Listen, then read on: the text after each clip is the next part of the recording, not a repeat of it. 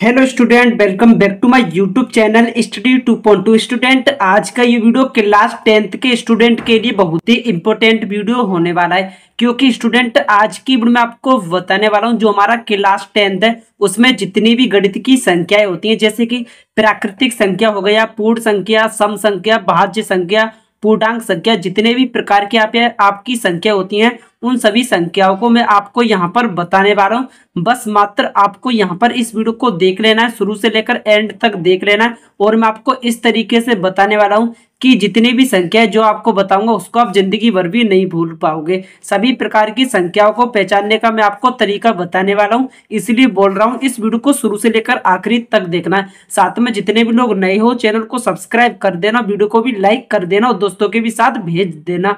तो चलिए स्टूडेंट, आज की इस वीडियो की शुरुआत करते हैं। और मैं आपको बता दूं इस चैनल पर मैं आपको और सब्जेक्ट का तैयारी करवा रहा हूं, साथ में यहाँ पर मैथ का भी मैंने जो तैयारी है वो स्टार्ट कर दिया है। आज की इस वीडियो से आज की वीडियो में आपको जो चैप्टर नंबर 1 का जो बेसिक है उसमें पूछा जाता है कि प्राकृतिक संख्या, पूर्ण संख्या, पूर्णांक, सम, विषम, ये संख्या उसमें आ जाती है, बीच बीच क्वेश्चन में आ जाते हैं। तो आपको इन सब का यहाँ पर बेसिक पता होना चाहिए, इसलिए फर्स्ट वीडियो में ये वाली लेकर आया हूँ। तो वीडियो को फुल सपोर्ट देना, साथ में वीडियो को लाइक कर देना। तो चलिए वीडियो की शुरुआत करते हैं। अब देखते हैं यहाँ पर पहली संख्या हो जाएगी हमारी प्राकृतिक संख्या। अब प्राकृत से हमें नाम याद आ जाता है। जो प्राकृतिक संख्या उसे कहते हैं जो प्रकृति से हमें मिली हुई है। जैसे कि प्राकृतिक संख्या वो होती है जो 1 से शुरू होती है और अनंत तक जाती है। अब अनंत तक ऐसे जाती है जिसको हम गिन नहीं सकते।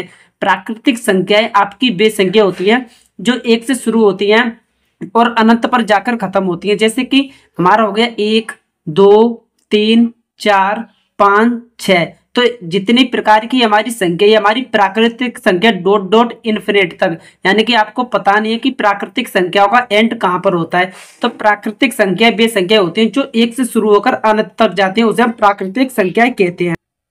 उसके बाद हमारा यहाँ पर दूसरी संख्या हो जाएगी पूर्ण संख्या। अब पूर्ण संख्याएं वे संख्या होती है जिसमें जो है जीरो भी ऐड हो जाता है। प्राकृतिक संख्या जो होती है वो 1 से शुरू होती है, जो पूर्ण संख्या होती है वो 0 से स्टार्ट होती है और अनंत तक जाती है। जैसे कि 0 हो गया 1, 2, 3, 4, 5, 6, 7, 8 डॉट डॉट डॉट इन्फिनिटी तक। इस तरीके से आपका यहाँ पर पूर्ण संख्या हो जाएगा। जो भी डेफिनेशन बता रहा हूँ अगर आप चाहते हो तो उसको यहाँ पर नोट भी करके रख सकते हो, और जिस तरीके से मैं लाया हूँ सेम टू सेम आप इसका स्क्रीनशॉट क्लिक कर लेना और अपनी कॉपी में लिख लेना। बस आपके लिए यहाँ पर इतना ही यहाँ पर मायने देगा, जितना मैं बता रहा हूँ बस आप उतना पढ़ लेना। और जिस तरीके से मैं आपका क्लास 10 मैथ का तैयारी करवाने वाला हूँ तो चैनल को भी सब्सक्राइब कर लेना, क्योंकि इसी चैनल पर आपको यहाँ पर ऑल सब्जेक्ट का तैयारी हम करवा रहे हैं।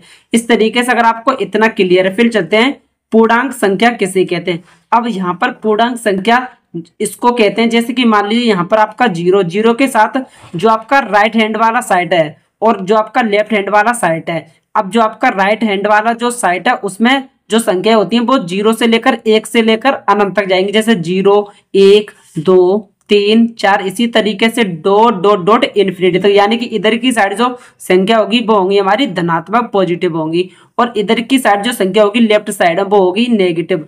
वो कैसी संख्या होगी हमारी? नेगेटिव होगी। जैसे -1, -2, -3 डॉट डॉट डॉट इन्फिनिटी तक, यानी कि अनंत तक होगी। अनंत तक जहां तक होती है जिसको हम गिन नहीं सकते उसको बोला जाता है अनंत तक। तो पूर्णांक संख्या भी होती हैं जो 0 से शुरू होकर इधर की साइड में तो प्लस की तरफ जाएंगी राइट साइड में, जैसे 0, 1, 2, 3, 4, और लेफ्ट साइड में जाएंगी माइनस की तरफ, -1, -2, -3। इसको कहते हैं हम पूर्णांक संख्या। ध्यान से रख लेना, जितनी भी संख्या बता रहा हूँ सभी को मैं आपको डिटेल में बता रहा हूँ, इसीलिए बोल रहा हूँ कि वीडियो को लाइक कर देना। जो भी स्टूडेंट नए आए हो चैनल को सब्सक्राइब कर देना, और साथ में आपको किसी टॉपिक पर वीडियो चाहिए तो आप कमेंट करना, उस टॉपिक पर हम वीडियो बनाने का पूरा प्रयास करेंगे। फिर उसके बाद हमारा यहाँ पर चौथी संख्या होती है सम संख्या। अब आपको पढ़ना है कि सम संख्या क्या होती है। ये हमारा जो प्रश्नावली 1.1 और 1.2 है उसमें यहाँ पर पूछा जाता है कि सम संख्या और विषम संख्या क्या होती है। जो आपका क्वेश्चन होता है उसमें ही आ जाता है। तो यहाँ पर सम संख्या की डेफिनेशन बता देता हूँ पहले।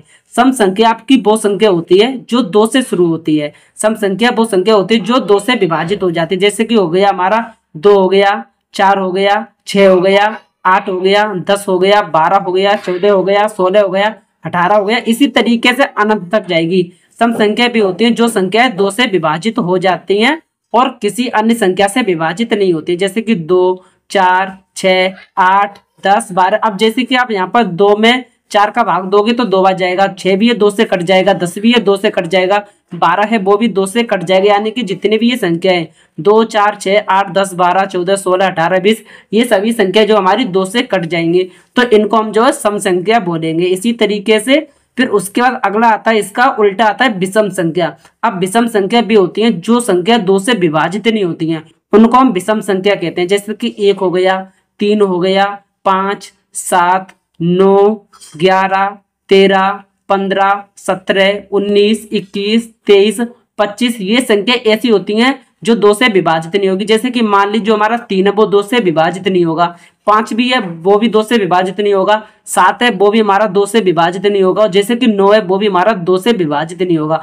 तो ऐसी संख्या को हम जो है विषम संख्या कहते हैं। विषम संख्या वो होती है जो संख्या 2 से विभाजित नहीं होती है पूर्ण रूप से, उसे हम विषम संख्या कहते हैं। सम संख्या उसे कहते हैं जो संख्या 2 से विभाजित हो जाती है, उसको हम सम संख्या कहते हैं। इस तरीके से अगर आपका डाउट होगा तो क्लियर हो जाएगा। सभी को मैंने यहाँ पर डेफिनेशन बोलकर भी आपको मैंने समझा दिया है ताकि आपको कोई भी डाउट ना रहे।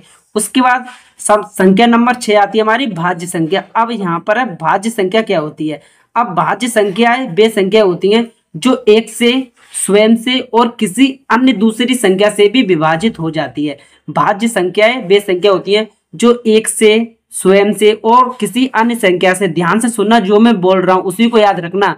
भाज्य संख्या भी होती हैं जो एक से, स्वयं से और किसी अन्य संख्या से भी विभाजित हो जाती है, उसको हम भाज्य संख्या कहते हैं। जैसे कि इसका उदाहरण देखा जाए तो 4 हो जाएगा, 6 हो जाएगा, 8 हो जाएगा। जैसे कि मान लीजिए जो हमारा 8 है, अब जो हमारा 8 है वो किससे विभाजित हो जाएगा, 8 हमारा यहाँ पर 1 से भी विभाजित हो जाएगा, 8 हमारा यहाँ पर 2 से भी विभाजित हो जाएगा, 8 हमारा 4 से भी विभाजित हो जाएगा और 8 हमारा 8 से भी विभाजित हो जाएगा। तो इसका डेफिनेशन हो गया वह संख्या जो एक से, स्वयं से और किसी दूसरी संख्या से भी विभाजित हो जाती है, उसको हम भाज्य संख्या कहते हैं। जैसे कि 6 भी हमारा 1 से कट जाएगा, 2 से भी कट जाएगा, 3 से भी कट जाएगा, स्वयं 6 से भी कट जाएगा। तो इस संख्या को कहते हैं भाज्य संख्या। जैसे 8 हो गया, 10 12 15 डॉट डॉट इसी तरीके से अनंत तक जाएंगी, तो उसको हम कहते हैं भाज्य संख्या। अगर आपको इतना क्लियर है तो चैनल को सब्सक्राइब कर लेना, क्योंकि इसी चैनल पर आपको क्लास 10th ऑल सब्जेक्ट का तैयारी करवा रहा हूं। तो चैनल को भी सब्सक्राइब आपको जरूर कर लेना है, साथ में वीडियो को दोस्तों के भी साथ शेयर कर देना वीडियो पसंद आ रहा है तो। फिर उसके बाद हमारा यहाँ पर अगली संख्या हो जाएगी अभाज्य संख्या। अब अभाज्य संख्याएं वे संख्या होती हैं जो एक से कटती हैं और स्वयं से कटती हैं। ध्यान से सुनना, अभाज्य संख्याएं वे संख्याएं होती हैं जो एक से और स्वयं से विभाजित होती हैं, उसको हम जो अभाज्य संख्याएं कहते हैं। जैसे कि हो गया 2 हो गया, 3 हो गया, 5 हो गया, 7 हो गया, 11 हो गया, 13 हो गया, 17 हो गया और 23 हो गया। इसी तरीके से अनंत तक जाएंगी। अब जो हमारा 3 है वो किससे विभाजित होगा, 1 से होगा, स्वयं 3 से होगा। इसी तरीके से 5 है वो भी हमारा 1 से विभाजित होगा और 5 से विभाजित होगा। इसी तरीके से 11 है वो भी हमारा 1 से विभाजित होगा और 11 से विभाजित होगा। तो ऐसी संख्या को हम क्या संख्या कहते हैं, अभाज्य संख्याएं कहते हैं। अगर आपको इतना क्लियर है तो इस वीडियो को लाइक भी जरूर कर देना। फिर उसके बाद देखते हैं संख्या नंबर 8 हो जाएगी हमारी परिमेय संख्या।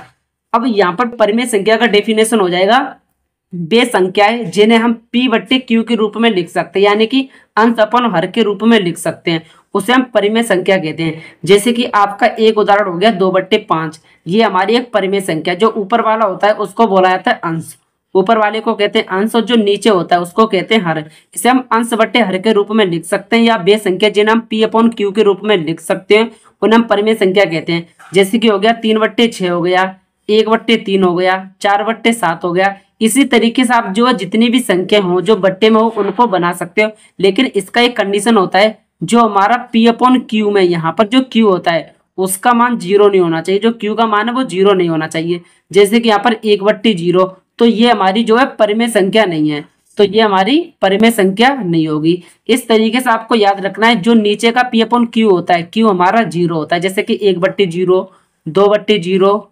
5/0, इसको जो हम परिमेय संख्या नहीं बोलेंगे। इस तरीके से हमारा जो है परिमेय संख्या वाला भी टॉपिक बहुत ही सिंपल तरीके से क्लियर हो जाता है। अगर आपको इतना क्लियर, तो आगे देखते हैं अपरिमेय संख्या।